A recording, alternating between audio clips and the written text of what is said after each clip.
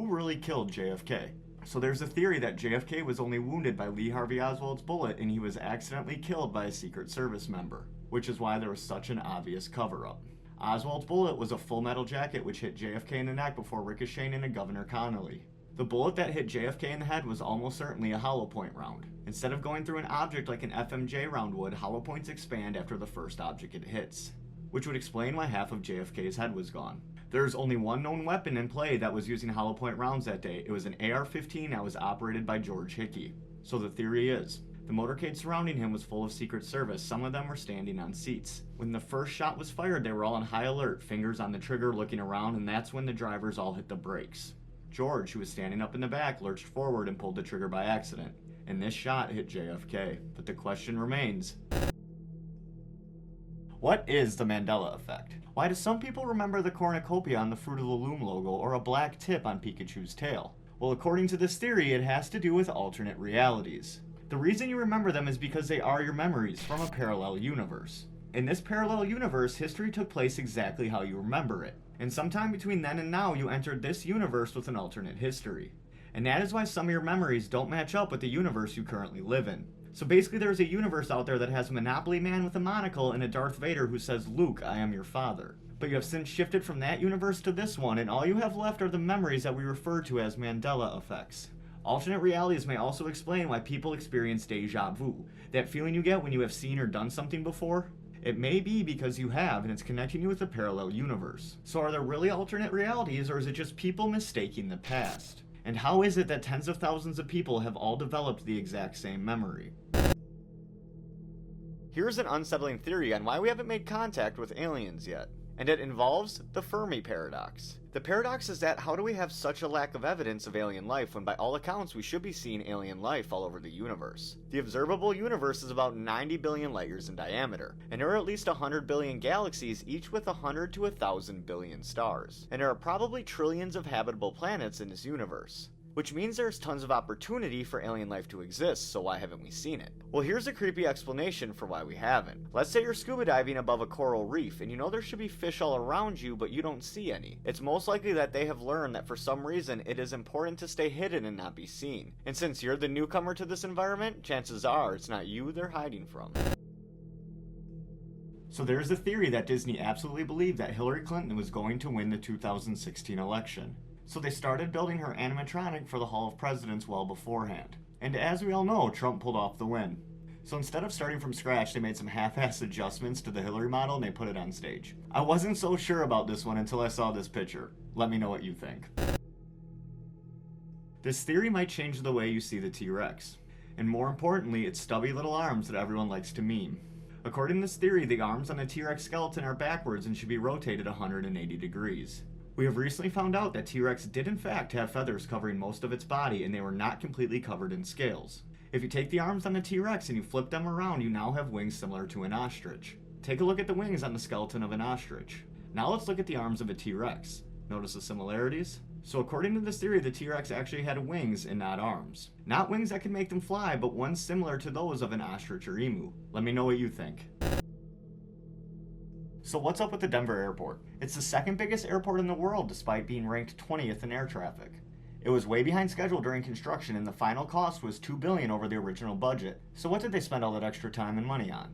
Allegedly, some of the construction workers said they built 5 multi-story buildings underneath the airport as well as an elaborate tunnel system. So why did they build them? Well, there are 3 popular theories. 1, they're the headquarters of the New World Order. 2, they are FEMA concentration camps waiting to be used. And 3, they are doomsday bunkers for the global elite. In 2011, a potential doomsday-sized comet named Elenine was supposed to hit the Earth, and on that day, President Obama just happened to be in Denver.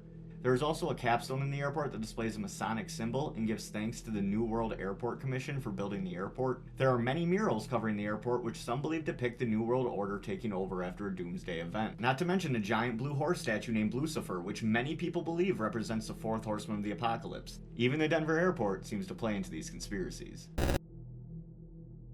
According to this theory, Walt Disney's body is frozen in Disneyland and they made a movie to cover it up. In 1966, when Walt was dying of lung cancer, he asked his doctors if they thought there would ever be a cure for it. The doctors told him there would most likely be a cure in the future. So Walt Disney had a chamber built so they could freeze him before he passed, with the intention of being unthawed when the cure was available. Apparently this chamber that holds his body is underneath the Pirates of the Caribbean ride in Disneyland. Fast forward to 2013 when Disney releases the movie Frozen. Some people believe it was made to alter Google search results, so that when people looked up some variation of Disney Frozen, information about the movie and not Walt Disney himself would show up. As always, let me know what you think. Paul McCartney died in 1966 and was replaced by an imposter according to this theory. The gist of the theory is that on November 9th, 1966, after an argument during a Beatles recording session, Paul went speeding off in a car and ended up in a car accident resulting in his death. Then the UK agency MI5 had him replaced with a lookalike. The reason he was replaced was because of fears of mass hysteria and suicide if the news broke. Over the years, the Beatles felt bad about the cover-up and decided to leave clues in their album covers and songs. On the famous cover of Abbey Road where the Beatles are crossing a street, people came up with the theory that it's a funeral procession. John dressed in white is the preacher. Ringo dressed in black is the undertaker. George is dressed in blue jeans because he is the gravedigger. And Paul is wearing a black suit like a corpse. He is also out of step with the others and barefoot, which is a sign of mourning in Sicily. In his right hand is a cigarette that's pointing towards the ground, and in the 1960s, cigarettes were known as coffin nails in the UK, representing that the real Paul is in a coffin in the ground. That is just one of the many clues that have been found since this theory began in 1969.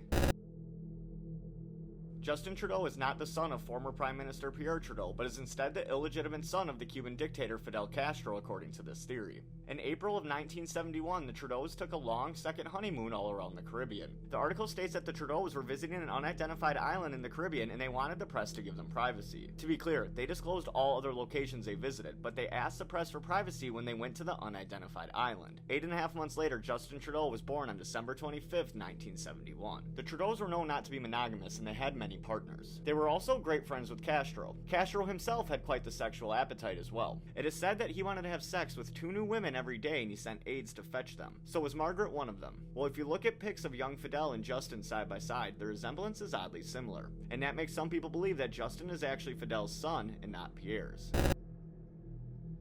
The country of Finland doesn't exist according to this theory. According to this conspiracy, the world maps have been altered by the UN to keep people believing in Finland. But why would they make up a country in the first place? Well, it has to do with Japan's need for fish. We all know how much Japan loves its sushi, but due to tight fishing regulations and public outcry, they couldn't fish as much as they wanted to. So after the Cold War, Japan made a deal with Russia to create a landmass called Finland, which is actually a body of water so they could fish as much as they want. So the deal went like this. The fish would be transported through Russia where a small percentage of the food is given to the population, and then it is shipped to Japan under the disguise of Nokia products. One of Finland's biggest companies is Nokia, and Nokia is apparently owned by Japan. And Japan is one of the world's largest importers of Nokia products, despite the fact that basically nobody there owns a Nokia phone. Here's my favorite part of the conspiracy, and it's been right in front of you this whole time. What do fish have?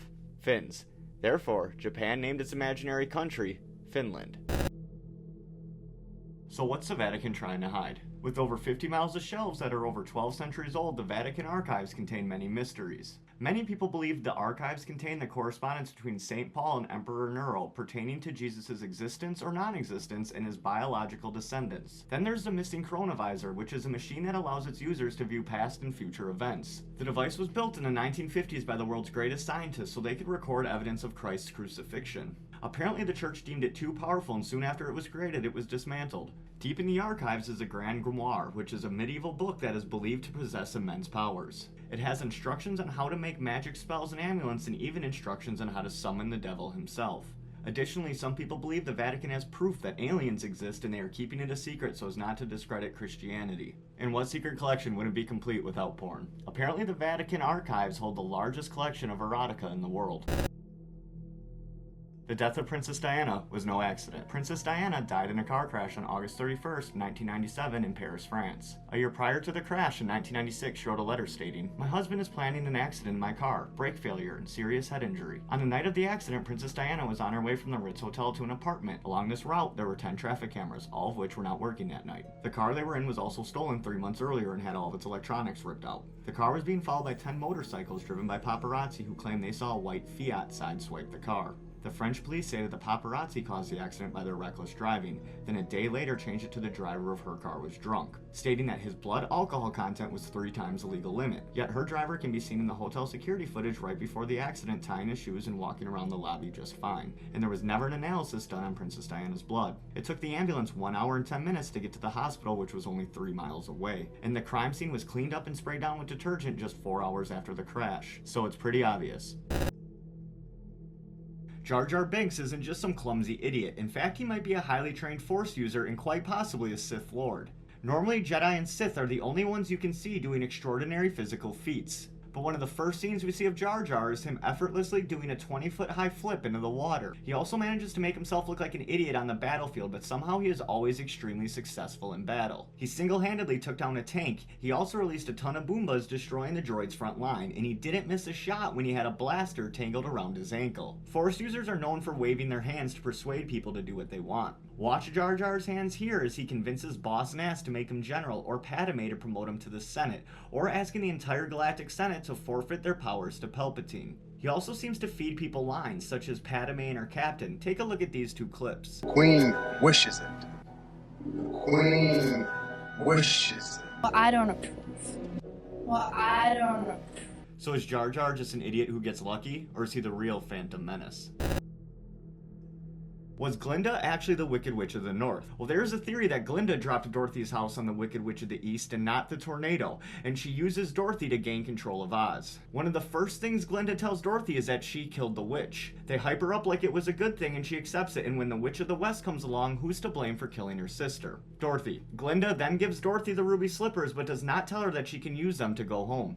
Instead, she sends Dorothy to Oz with the one object the witch would kill for. Dorothy is forced into a situation where her only hope of getting home is finding Oz. Along her journey, she murders the Witch of the West and exposes the Wizard of Oz as a fraud. So who's left to rule Oz? Glinda. She used Dorothy to gain control of Oz without having to leave her bubble. And when Dorothy was done overthrowing the 2 biggest powers in Oz, Glinda sends her home and makes her think it was all a dream. There is a theory that Adolf Hitler didn't kill himself and he fled to South America instead. According to documents declassified by the FBI, they have not located Hitler's body, nor is there a reliable source who can say he is dead. So the theory is that in the last days of World War II, Hitler used a series of tunnels to escape the bunker to get to the nearby airport, which took him to Spain, then the Canary Islands, and then to his final stop, which is believed to be somewhere in Argentina. And once Hitler was safe, he had a body double murdered in the bunker so people would stop looking for him.